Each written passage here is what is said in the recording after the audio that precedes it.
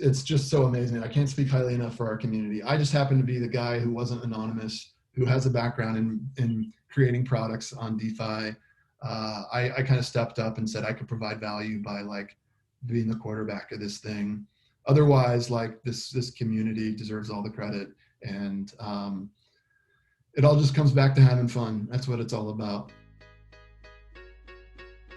Layer 1 is a podcast and community dedicated to helping you master all things crypto. We'll be bringing you the best interviews with project executives, technical analysis for trading of the most popular cryptocurrencies, and insight into what's actually happening behind the scenes. As you join us each episode, you're going to hear about tokens, fundraisers, investments, and even crypto conspiracies. But please remember that nothing we say should be considered financial or legal advice. Come join us on this journey, and welcome to Layer 1.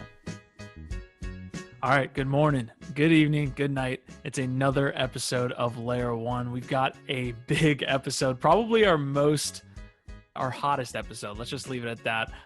God, this project has kind of taken over the crypto space in the course of maybe even 7 days. So we're glad to have Jordan Lyall here from MEME. But let me get to Dimitri first, my partner in crime. Dimitri, what's going on today, man? Yeah, no, I'm doing great. Super excited to have this guest. Obviously, we love memes. The internet loves memes. And, we have a friend here who created a website that, don't buy memes. So we have this guest, Q. Let's intro him. Yeah, we've got Jordan Lyall here. Guys, it is a sad day. We got front ran by Bankless a little bit. So we're going to do this a little bit better than Bankless. If we can't be first, we're going to be better. But Jordan, what's going on today, man? How are you doing? I'm doing well, man. Lack of sleep, but not a lack of fun. This is just so much fun. Yeah, Jordan said he's going to be on the Tonight Show tonight, so we've got to get him in and out. But anyways, jokes aside, you have created a phenomenal project. It's simple, but almost just perfect. For those people that have been living under a rock, this project MEME has definitely synergized NFTs and DeFi. We'll get into all of that stuff. We see a lot of DeFi guys who've been kind of in that space for a little while, merging their way into NFTs. The NFT space is just alive with excitement because of this one project alone, or at least it catalyzed that. So we want to start off by getting a little background about you first, though, Jordan. So take us through maybe your story up until you found yourself in crypto and then kind of found yourself at MEME. I've just always been a curious tech guy, right? I have a business degree, but I've always just been, building products online and building software and building websites and just curious in tech. And it was on Reddit or Hacker News or whatever. But in 2012, it was like, here's Bitcoin, here's why it's important. And I was hooked from then on. But it was always like, wow, we're going to rethink value creation and rethink what money is, right? And the way we send money from person to person. But it wasn't until Ethereum came around where it was like, wow, there's so much more here. It was more than just P2P moving money. It was like we could actually build products here. We can move towards like this infrastructure to replace banks at some point, to replace national currencies, whatever. And it was, as a product person with product background, I've sold a company, sold a startup. I've just been building products for a long, long time. It wasn't until Ethereum came around or the light bulb went off and I said, this is what I have to do full time because I'm going to be building stuff on the side anyways. May as well jump in. So I became, with tinkering on some side projects and stuff like that, that led me to a job as chief product officer of Total, TOTLE, and they're a decentralized exchange aggregator. So they aggregate all the liquidity across all the DEXs. Was there for a couple years, and then last year jumped over to Consensus, where I lead pretty much all our DeFi products, DeFi initiatives at Consensus. I'm still there, and I build DeFi products for a living. It's the best job, and it's one thing led to another. I'm living and breathing DeFi, right?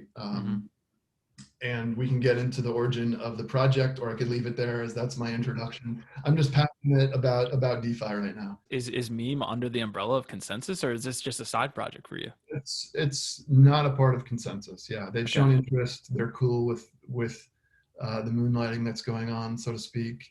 They want to be involved.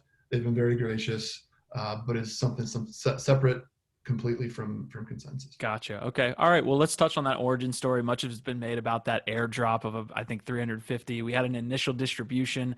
The whole token supply is completely circulating at this point. So just go kind of into the origin story of Meme and how it became what it is today. Dimitri kind of has a funny story on this as well, because he found you guys around that time, but didn't take part in whatever was going on. So let's touch on that origin story. It all started with a tweet, man. I don't know if like a lot of people don't realize this because they just look at the airdrop, but it started as a joke Twitter post, to be honest. It was August 14th, I believe. And look, this was right at, it sounds so long ago. This was right after Yam. If your viewers are familiar with Yam, right? Sure. It was right after that. This was pre-pasta and pre-sushi. And I can't believe those words are coming out of my mouth. This was just like YOLO, degen, DeFi yield farming at the start. And I don't mean to knock those groups, especially the Yan guys. Those guys are awesome. Curve, like the Curve token or the token launch and the launch of the DAO, awesome project. But it was created by, or it was, the contracts were deployed by some anonymous 0x Chad on Twitter that deployed these contracts. And then, I mean, the memes write themselves, right? So the whole joke was, it was poking fun at this YOLO developer mentality of launching these protocols, testing in prod, which means no testing. It was like, man, this is great. And to give you even extra, inside baseball here, they're taking multiple contracts that already exist, that are already battle tested, which is another meme, and they're mashing them together, and they're taking Synthetics staking contract, and they're taking this governance contract, and they're mashing them together, and they're adding code, and they're not auditing the new existence. The cool thing about DeFi is the composability, but at the same time, it's a double-edged sword because these things are launching and they haven't really been battle tested. Millions of dollars are fulfilling these pools, and we don't know if they're going to lose funds. And as we saw with the Yam, there was some issues there. I was poking fun at that, and all it was is just like, it's partly self mockery because I'm involved. But so the idea was a mock-up of a product. I like to build and design products.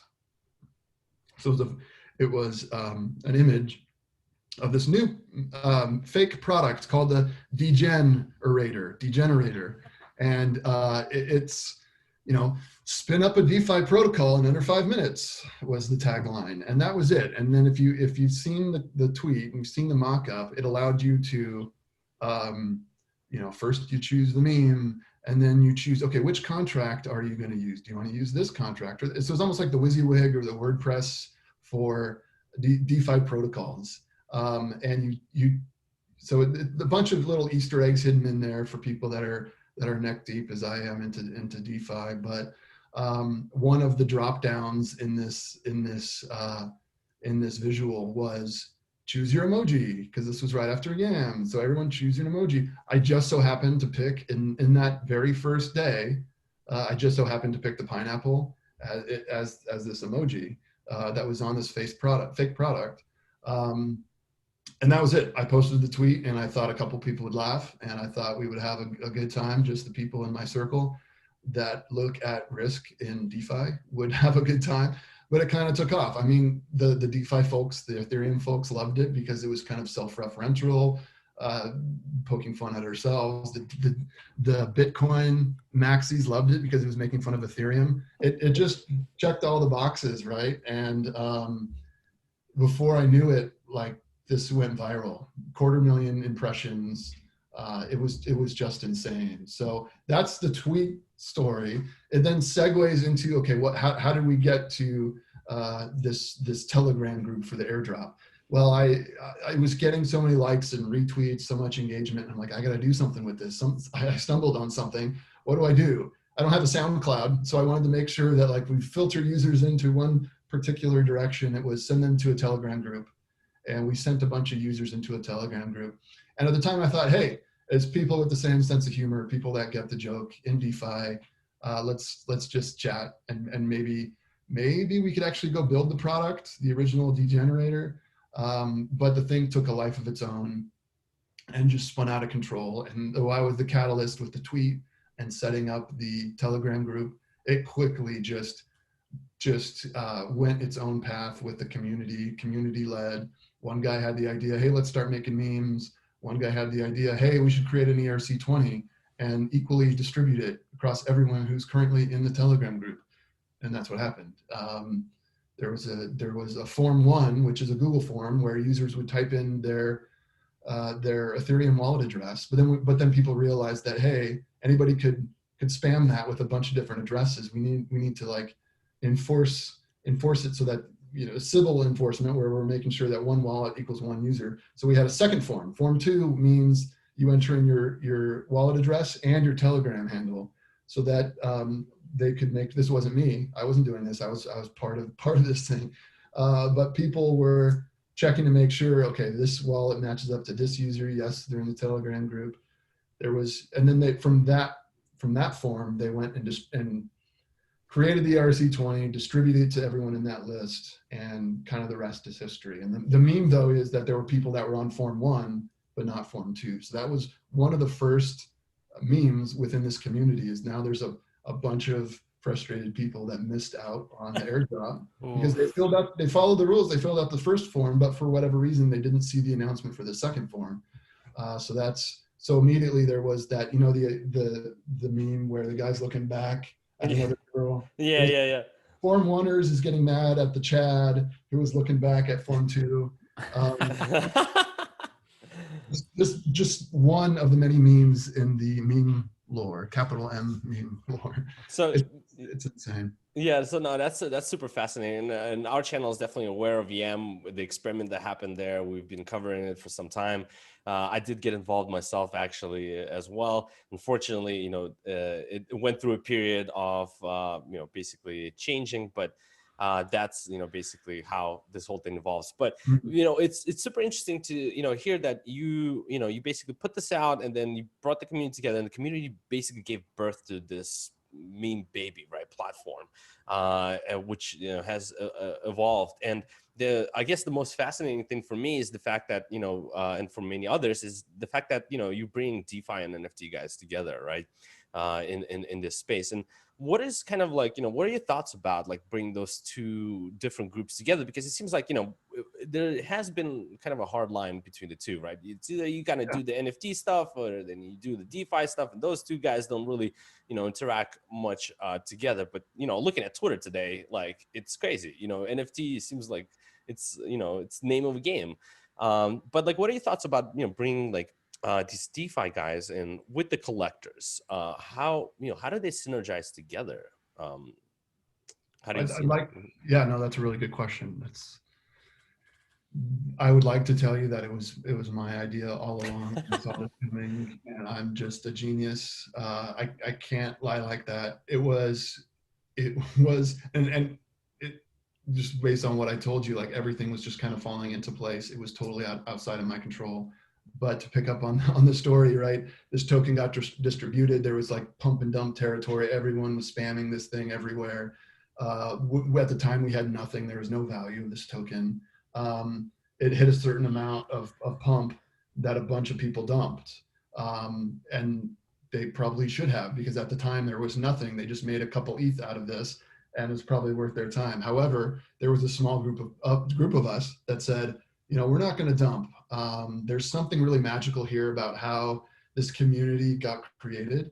We're going to hold out, and we're going to see what's going to happen. So at the time, it was this. It was like this meme, almost like the Dogecoin for DeFi. That was kind of what was thrown around a lot. Well, if we're DeFi, we're composable, right? We're a Lego brick. So that would mean we would need to be an actual protocol, an actual product that people could plug into.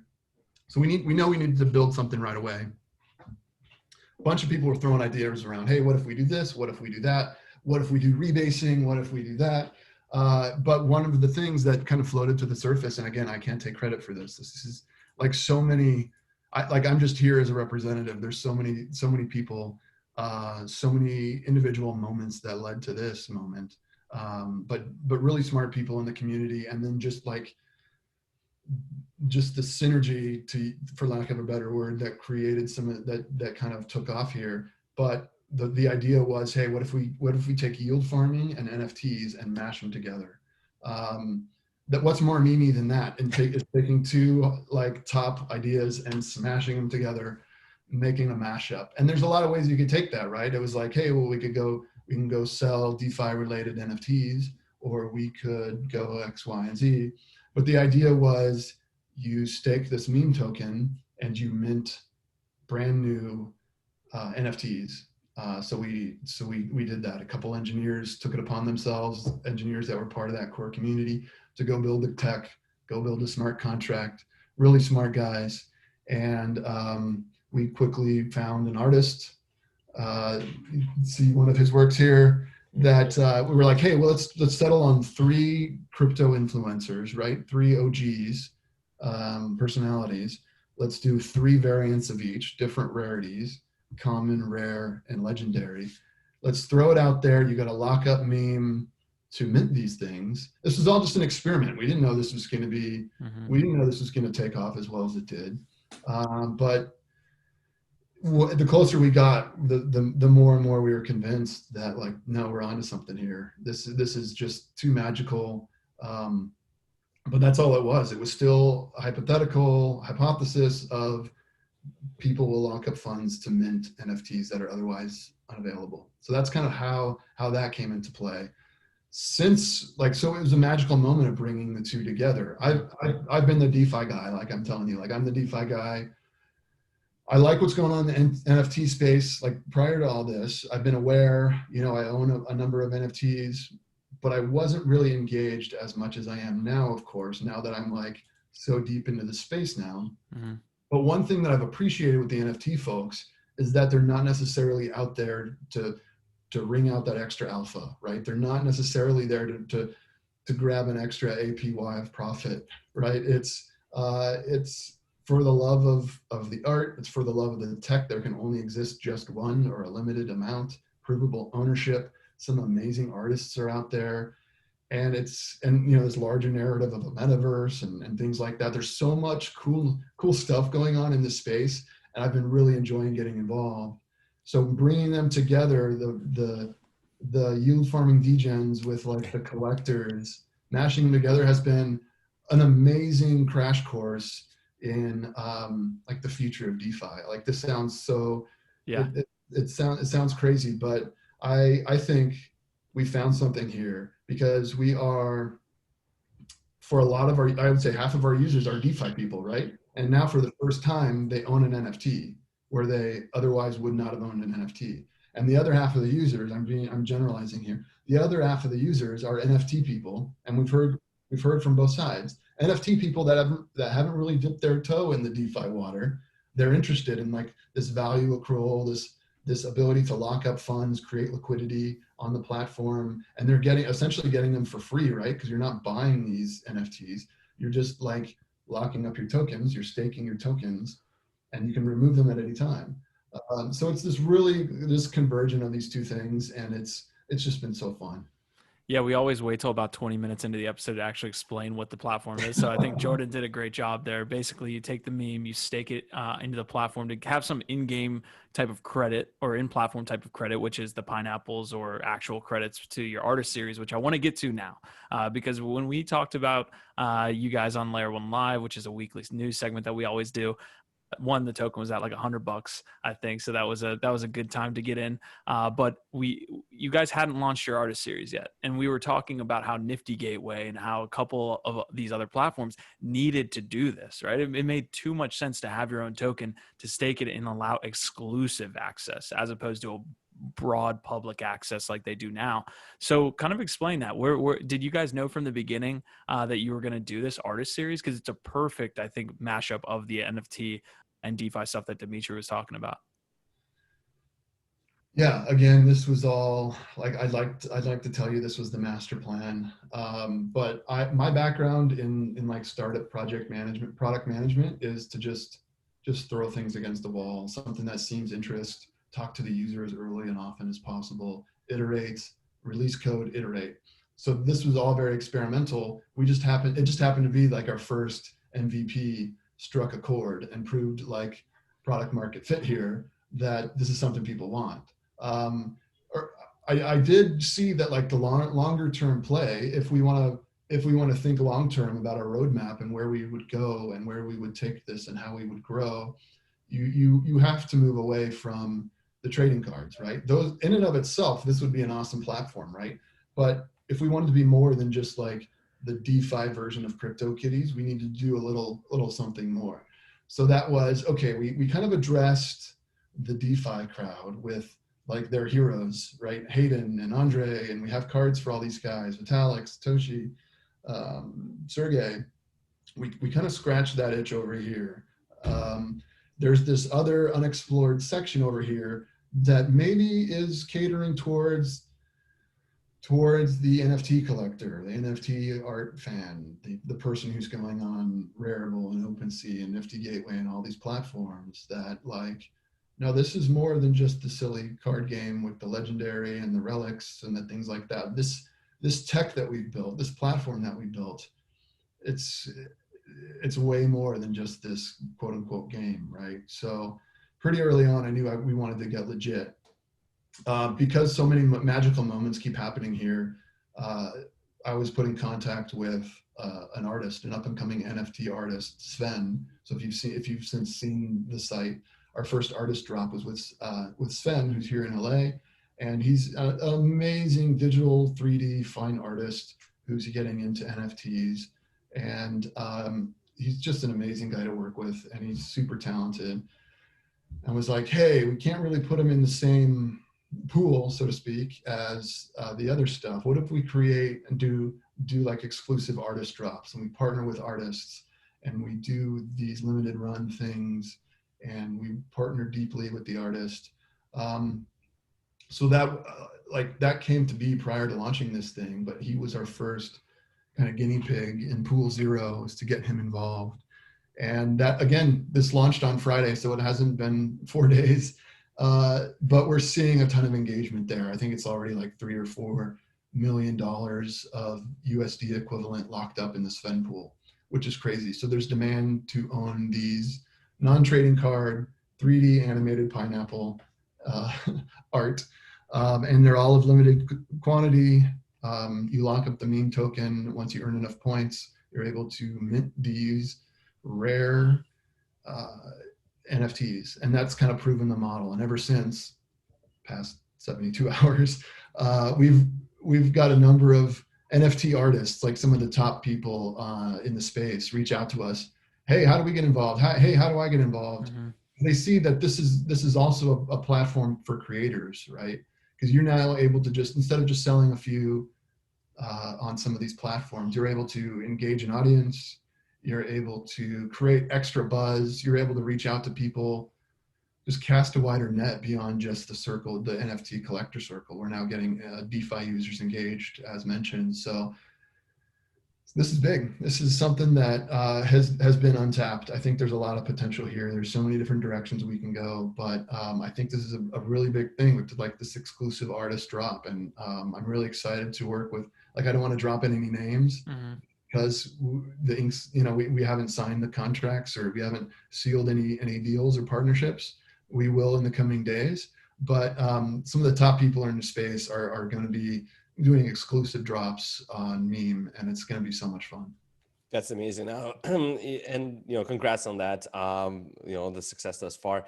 I wanted to ask you, what do you see from, we obviously have two different crowds. The collectors tend to kind of sometimes hold the NFTs, right, rather than maybe sell them right away. And the DeFi guys are more like the speculators, right, that might be dumping on the market right away as they mint the cards and so on. Are you seeing maybe a healthy mix between the both, or are you seeing people that actually get these cards that are pretty quick in terms of trying to flip them, and it's kind of that, speculation and being exclusive that's driving, some of the success that you're seeing? Or are you seeing that, there's a crowd that's actually like, hey, listen, I just want to own this thing as the kind of part of history and just see, what's going to happen to it? Yeah, that's a really good question. We're seeing a little bit of both.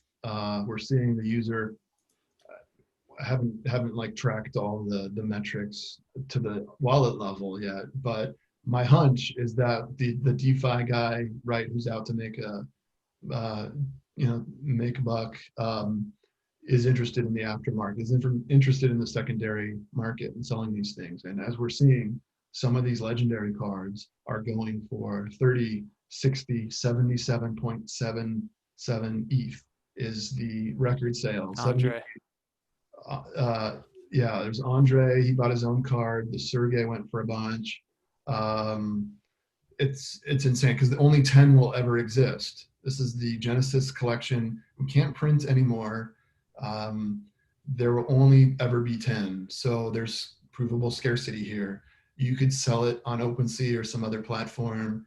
You could hang on to it, and to your point, like we are seeing many users hang on to it because like the roadmap is open. We have a lot of ideas and a lot of directions where we could go. One of them is like gamifying the cards, right? Building whether it's a TCG trading card game with the cards or whatever, or just like creating extra incentive to, now that you have the cards, what if you were to stake the card? What if you were to stake 2 rares to get a legendary? Or what if you could mash these up with the meme ERC20 token and a common card, stake that, and then Getting excited. I'm so excited. I don't usually talk like this unless I'm excited. But yeah, so there's like the possibilities are endless. It's so kind of like breeding, isn't it? For yeah, there you go. Mm-hmm. That's a cool analogy there. But yeah, there's just so much extra utility, and a lot of it's just like the unknown of the potential of where this thing could go. So it's just so fun. Yeah, we can't have this discussion without talking about your community, because we were obviously in there early, not early enough to be Citadel members or get this airdrop that we already talked about, but we were in pretty early, and it was very apparent at the beginning that, and most of the stuff that we've been talking about have been emergent, right? You didn't set out to kind of create this really cool culture. Maybe you did, but just an awesome community that is the meme community. They have that "don't buy meme," literal meme that they always say. So I just want to take me through the community that you've been able to create there. I think most people in crypto are starting to understand the community is just as important as the product, and you guys certainly have that. To say the least, man, that's been the driving force all along. And it started with a joke, and that turned into a community which automatically or right away created the meme, right?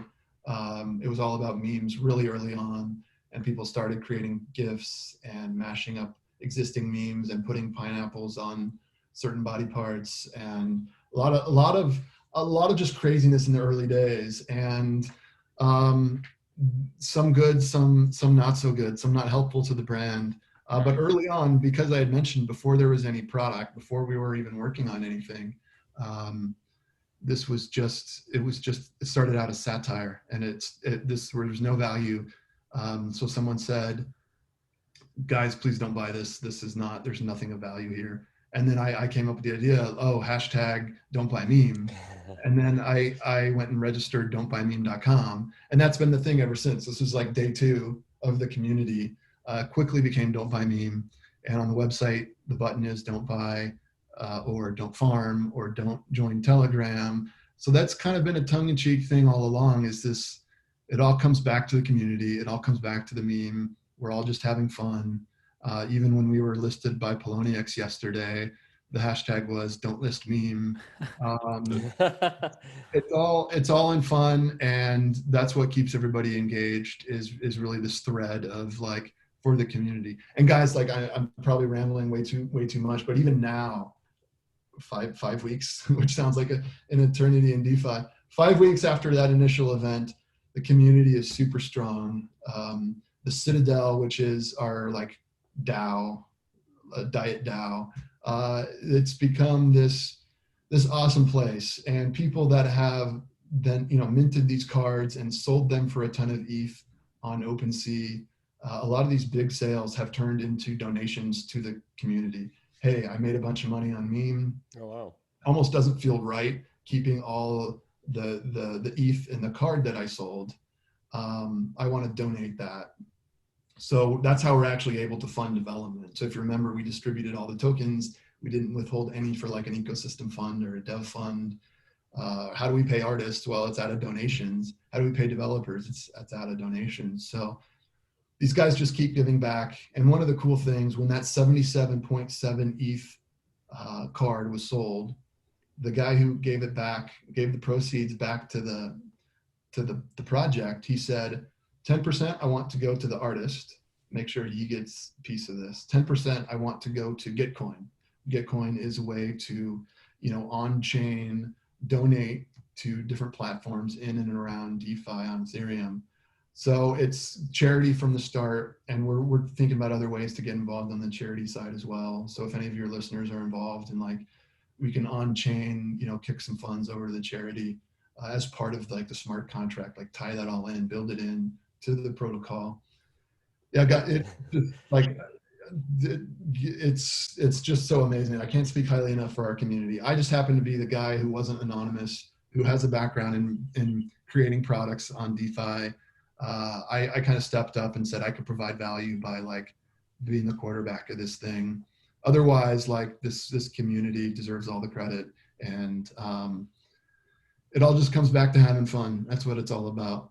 Yeah, absolutely. That's fantastic. I love that piece where it's like the community, actually makes money and then ends up, kind of giving it back and spreading around so we can build the platform more in different ways. And that whole thing just kind of grows on its own, which is fantastic. You mentioned, you guys got listed by Polo. It's, what is it like? I guess it's the first centralized exchange that, got you guys listed. So from like the trading side, from like the DeFi guys, that when we look at the token, it's like, okay, it's $1,600, right? So, and I think I have to lock in one meme, right? And it has to be one meme, right? Or No. don't lock up, right? As you say. Yeah, don't do it. Right? Yeah. But if you were to not do it, yeah, it would have to be one meme in the current iteration. Yeah. right. Yeah. When we built it, one meme cost $15. But now we know we're pricing out the average user, because now in order to play this game, quote unquote, you have to spend quite a bit, $1,600 just to play. So we're taking this step by step. We see the need to lower the minimum or remove the minimum altogether, and cater to the bigger whales that want to have fun, plus the smaller fish that want to equally have fun and play the game or mint the cards. So we're going to be tying in randomness a little bit in some of these things, because people are just stocking up on pineapples. So we want to make sure to belabor the point here, that it just comes back to having fun and the community. That's why we've limited all pools to 5 meme per wallet. So someone just doesn't come in and, lock up funds in a CDP, borrow assets, and then dump a bunch and mint all their NFTs all at once. This is for the community. So that's kind of always been at the forefront, is the user experience for the guy. And because, as we've mentioned, we're dealing with DeFi people that don't know NFTs, NFT people that don't know DeFi. So it's been this interesting challenge of like user experience, of how we get both groups up to speed and enjoying the experience. Yeah, that's super interesting. In regards to like listings, is this something the Polo listed by themselves? Did you guys reach out, or like how did are you guys planning to be listed on other platforms? Because the reason why I was asking this is because given where the token is priced right now, let's say maybe some whale, somebody wants to get into it, and let's say maybe want to hedge out the downside risk while they have the meme locked up. FTX would be like a good listing if they would want to go short meme and then lock it up, and this way they're not going to lose the value on the meme that they wouldn't lock up per se. Yeah, I mean, we want to avoid any kind of gamesmanship. It's for the community, as mentioned. Like, we didn't have this whole big vision of, and then we're going to save some funds to be liquidity, and we're going to go pay all these exchanges, and we're going to have this marketing plan to continue the thread of community driven. Like, we're DEX fans, right? But like, there's nothing we can do if a centralized exchange wants to go buy up a bunch of tokens and make a market on their centralized exchange. So it's only a half joke when we say don't list meme. They can do whatever they want, and like obviously we retweeted the tweet. You know, we've been playing along with the fun, and we think in a sense, if it's able to spread the vision, if it's able to get more people involved in NFTs, get more people involved in DeFi, then expose other countries or expose other people who aren't yet doing the DeFi thing, aren't trading on DEXs, then that's great. I think it speaks to like this larger movement of all the big centralized exchanges listing DEX tokens. It's so funny that these centralized exchanges realize what's coming, and that's, hey, we're gonna get disrupted unless we figure something out. So it's funny that dichotomy there of decentralized governance tokens being listed on a centralized exchange. That's very interesting that you mentioned that. I had an interview with Aave and Synthetics, and both of them pretty much said, the question is like, well, how do centralized exchanges compete with DEXs now, given with the DeFi stuff going on?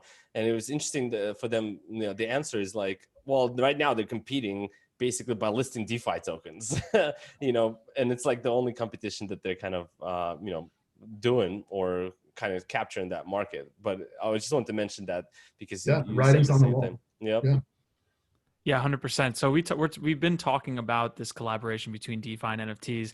And one of the probably my least favorite things about the whole thing is the DeFi guys coming into the NFT space and kind of acting like they're already experts. But the other one past that is the people that think they can copy paste. I know me and you were on a couple tweets together where you had to kind of explain to people that when you copy paste an NFT, even though it's exactly the same, the value is still there in the original piece. What do you make of these guys that just don't get it, that just don't understand that copy pasta doesn't make it worthless? Well, that's the meme now is right click, save as. I tweeted that the other day, and that's kind of become a meme in itself. That's kind of the thing, right? I see image on Twitter. You're telling me it's 10 ETH on this platform, or I can just right click, save as, and now I have the design. Mm-hmm. And it's a joke, but this is another hurdle we gotta get over. And it's interesting that it's coming from Ethereum people and Bitcoin people and blockchain people that get what a blockchain is and how this money is provably scarce, and I can't copy paste Bitcoin. It's funny and counterintuitive and mind-blowing that they don't immediately make that connection like so many of us have, right? But at the same time, and it's easy to pile on these guys on Twitter and like, dude, check this out, or hey, can you take a photo of Mona Lisa? Like, that's not. And it's so easy to just like pile on. Easier said than done, but like I think as a community, our response should be just like when we were explaining crypto. And it's not just, hey, you're stupid, you have US dollars, you have money under your mattress, you're stupid. You don't get it? No, it's like, look, I get it. This is a paradigm shift. So it's okay to not get it right away. Just like Bitcoin, it took us a few times of hearing it or a few conversations to get it. So what we need to be is a little bit more accessible, a little bit more approachable, less of a jerk, and just be like a little bit more opening, because it took many of us a few times of being hit over the head with this to realize what's going on the crypto side. We need to have that same approach with people within crypto, get them over to believing in the NFTs and the magic that's behind it. It's way more than just animated cats or animated Satoshi. It's even when you step past art, right? And like the collectors and the fine arts and stuff, and that's huge. But then it's like uniqueness of special access or concert tickets, or like tokenizing anything in the real world, or into the metaverse. And like, I don't need to tell you guys, but like there's so many cool things that this tech unlocks. Mm-hmm. Therein the ability to the proof of work aspect of mining for these things, it just exponentially, to me, it connects the dots, and we're on a trajectory of bringing the mainstream to DeFi. Which is my vision. That's my goal. We're onboarding DeFi users with memes, And that's what it all comes down to. That just sounds fantastic. I just can't get my mind around how fast this has all moved and how perfect the model is and all of this stuff. And for everyone out there, when Jordan's saying to take it easy on these guys that don't understand NFTs, he's talking about me, because I'm over here calling these guys dummies and things like that. So I'll take it a little bit more. Well, that was my first instinct too. And then it was like, that doesn't help. You know?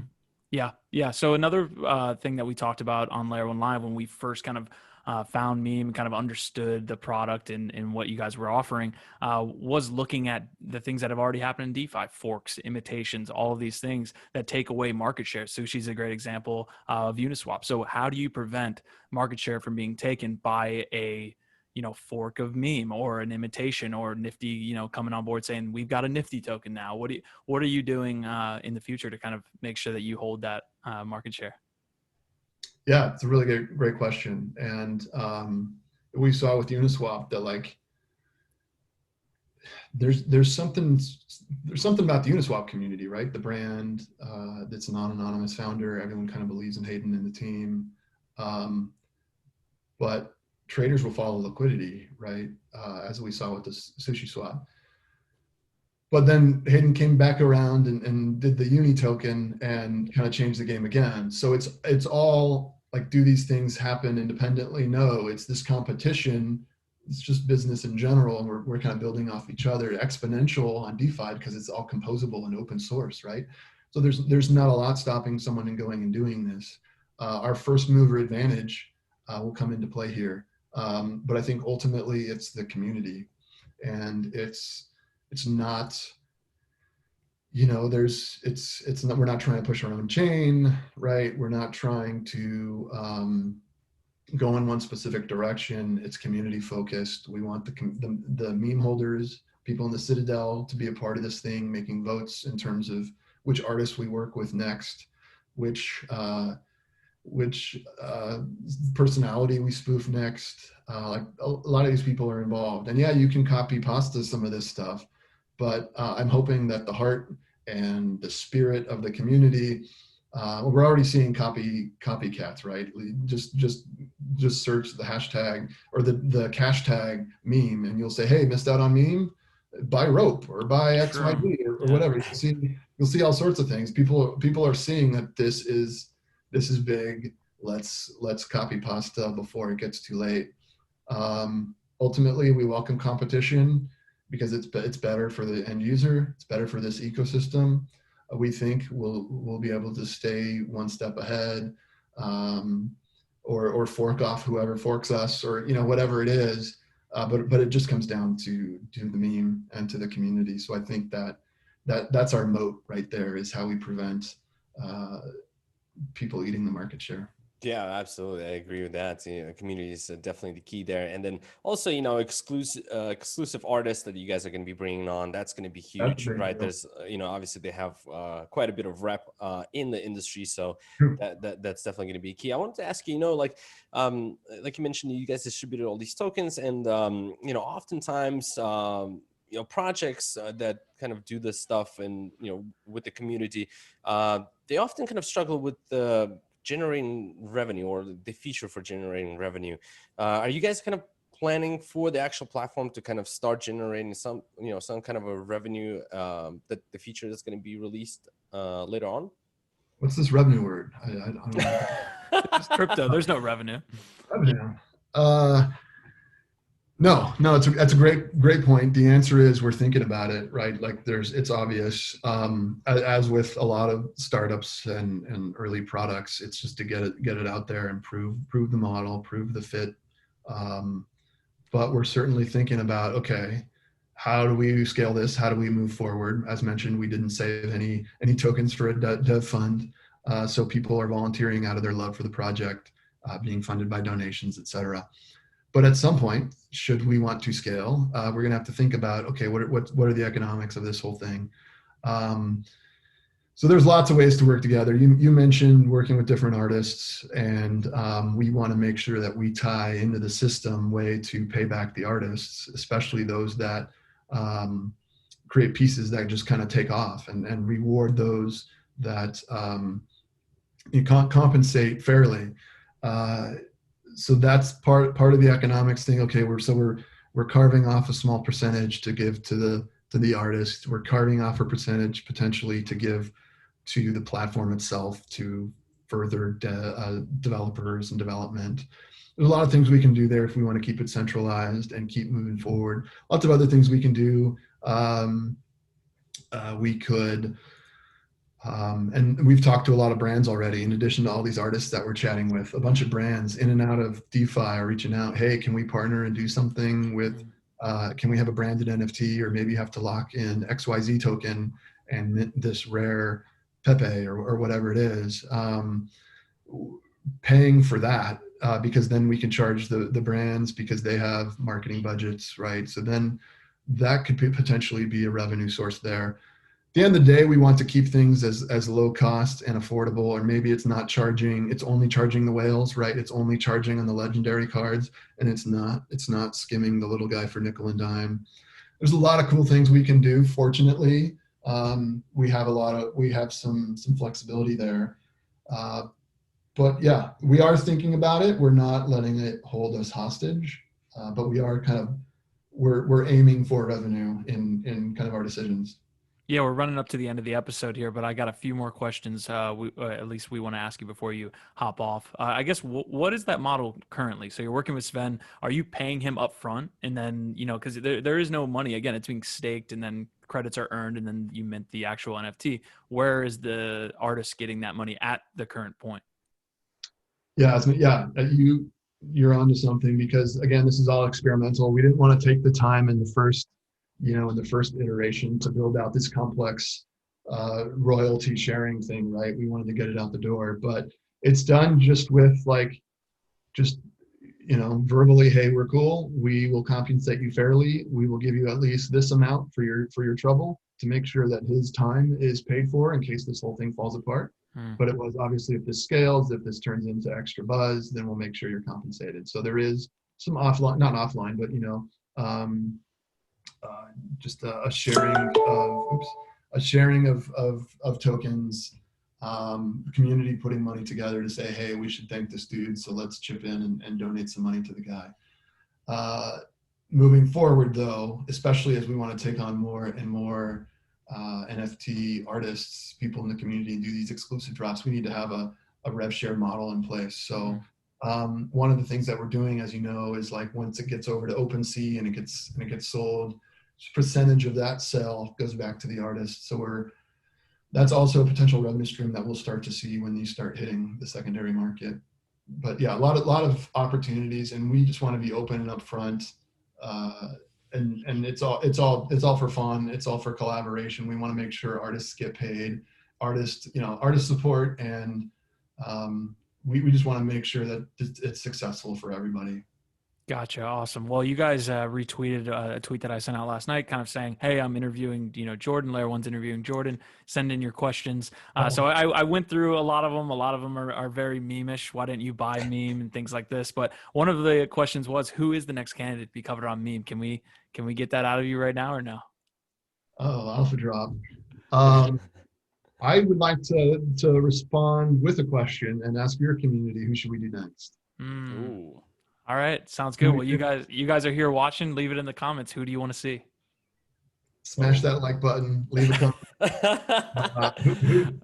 Who do you want to see next? Lots of ways we can go, right? There's no shortage of ideas. Is it a DeFi person? Mm-hmm. We like it when it's a little bit topical. Those seem to be well received. Is it? I'll just drop some hints that we haven't had a woman yet. It would be awesome to get a woman on an NFT. Lots of cool ideas where we can go, like crypto OGs. Can we, like, I don't want to spoil anything of like what we're thinking about, but we're at this cool part where we're working on a couple other things. So like, we're at this moment where it would be great to hear from your community specifically, like what's coming next. So yeah, it'd be great to run a poll, or we can check the comments, and how about upvotes of the comments, is your vote on those personalities. Would love to get your community involved. 100%. We'll get the lads involved. We'll throw a Telegram poll up or something like that as well. There you So go. we'll do the comments. We'll do the Telegram poll. But Jordan, this has been a great interview. The last question we always ask, man, is a book recommendation. I know you have no time to read books in the last 7 days to a month, but before then, have you read any books that you would recommend to our community? So many, but yeah, it's been tough these last few weeks, but I'm so grateful that I've gotten into like Stoicism and Ryan Holiday and his books, if you're familiar, because it came at the perfect time, right before this storm of I'm not sleeping a whole lot. There's a lot going on, so many things going on, so many different places this can go. There's a book called Stillness is the Key, which I really recommend. And then pairing that with Ego is the Enemy. And both of those books, and there's a bunch of other ones, Obstacle is the Way. That was honestly, like, I don't know if you're looking for a big blockchain book or a tech book or a business book, but like that has been super helpful in this craziness that is DeFi squared, you know? And that's been super helpful on all the podcasts that he does and everything. It's been great to just kind of, I don't think I'm doing an amazing job at it, but maintaining some sanity throughout this craziness that is the meme ride of the last 5 weeks. Ride is probably the best way to put it, man, and it's been a great one. We've been happy to kind of follow you guys. You know, it does feel like a year at this point, but it only has been that long. So looking for great things from you guys. This has been a great episode. Again, Jordan Lyall, everyone. Jordan, thanks for coming on. Yeah, thanks, Lyall. Thanks, guys. That was fun. Take care. Hey guys, we hope you enjoyed today's episode. Make sure to check out Layer 1 on all the audio and video platforms listed in the description. Thanks for stopping by, and we'll see you next week.